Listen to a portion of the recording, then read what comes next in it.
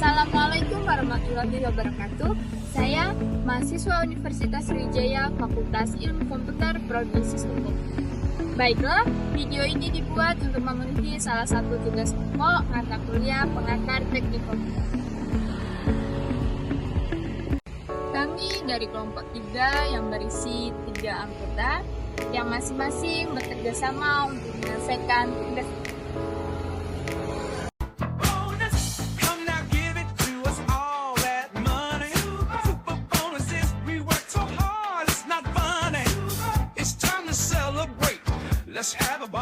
Di sini saya akan menjelaskan tentang pengertian sistem operasi. Sistem operasi adalah perangkat lunak yang mengolah perangkat keras komputer dan menyediakan layanan untuk perangkat lunak lainnya. Sistem operasi bertugas mengontrol dan mengkoordinasikan berbagai komponen dalam komputer, seperti prosesor, memori, perangkat penyimpanan, dan perangkat input atau output agar dapat bekerja keras dengan efisien dan teratur. Sebelum ada sistem operasi, komputer hanya menggunakan sistem sinyal analog dan sinyal digital. Seiring dengan perkembangan pengetahuan dan teknologi, pada saat ini terdapat berbagai sistem operasi dengan keunggulan masing-masing.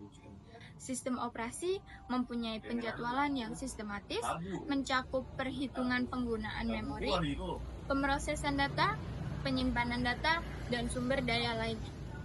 Contoh sistem operasi memori modern. Yang pertama, Linux, Android, iOS, dan Microsoft Windows. Baik, untuk selanjutnya, pengertian sistem operasi menurut para ahli. Yang pertama, menurut Lim Rusciansi, sistem operasi adalah perangkat lunak software yang dapat melakukan tugas mengontrol dan mengatur perangkat keras sekaligus operasi dasar sistem lainnya, dan juga bisa untuk menjalankan program aplikasi. Yang kedua, menurut Ferry Indayuda, sistem operasi adalah sebuah sistem yang dibutuhkan agar dapat menjalankan semua aplikasi, program, atau software yang ada di komputer. Yang ketiga, menurut M. Suyanto, sistem operasi adalah suatu sistem yang terdiri atas beberapa komponen, perangkat lunak atau software yang memiliki fungsi untuk mengontrol seluruh aktivitas yang sudah dilakukan komputer. Yang keempat, menurut Wahana Komputer, sistem komputer adalah software pada tahun pertama yang dimasukkan pada memori komputer pada saat komputer dinyalakan. Saya akan menjelaskan mengenai fungsi sistem operasi. 1. Manajemen sumber daya komputer. Sistem operasi dapat mengatur waktu sebuah aplikasi yang dijalankan, membagi penggunaan CPU saat aplikasi berjalan bersamaan, memberi akses pada disk dan lain sebagainya. 2. Berperan sebagai aplikasi dasar sebuah perangkat. Sistem operasi merupakan dasar dari pembentukan program yang ada pada sebuah perangkat. Bisa dikatakan ini merupakan bagian vital yang mengatur semua hal yang dibutuhkan untuk menjalankan fungsi sebuah perangkat. 3. Menghubungkan hardware. Sistem operasi berperan dalam mengkoordinasikan semua perangkat yang saling terhubung pada gadget dalam waktu yang bersamaan, seperti penyimpanan internal, mouse, speaker, dan CPU. Dalam hal ini, sistem operasi berperan sebagai jembatan yang menghubungkan perangkat keras dengan perangkat lunak.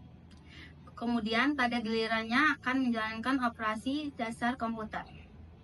4.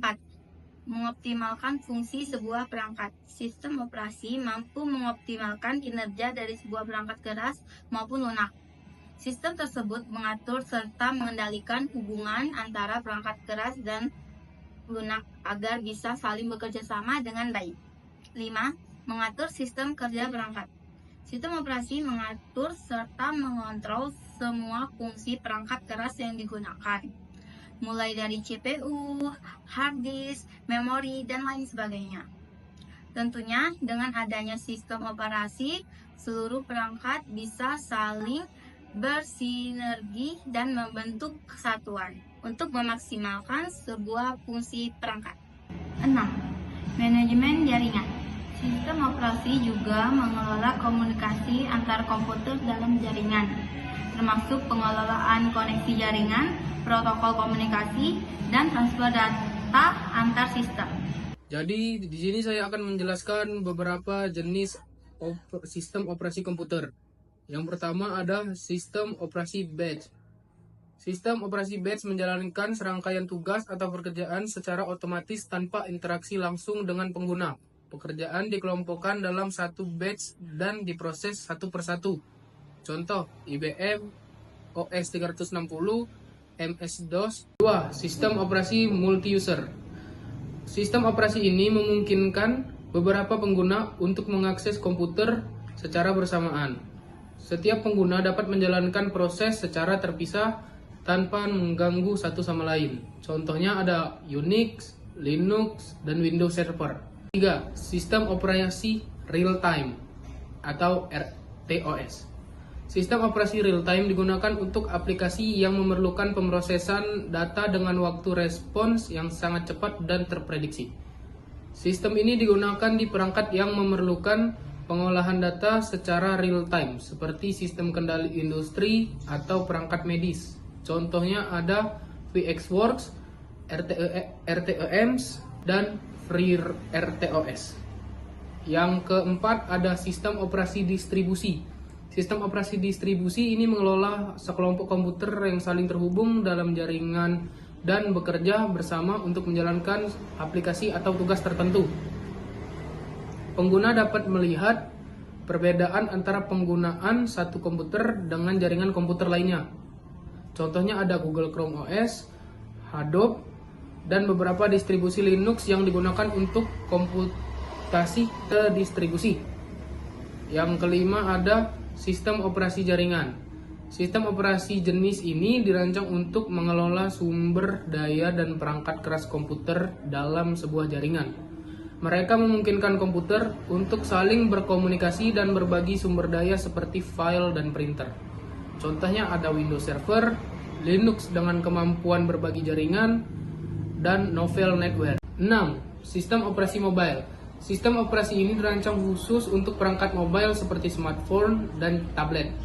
Mereka dioptimalkan untuk kebutuhan mobile, termasuk pengelolaan baterai dan antarmuka sentuh. Contohnya ada Android, iOS, dan Harmony OS. Baik, itulah materi yang dapat kami sampaikan. Terima kasih. Wassalamualaikum warahmatullahi wabarakatuh.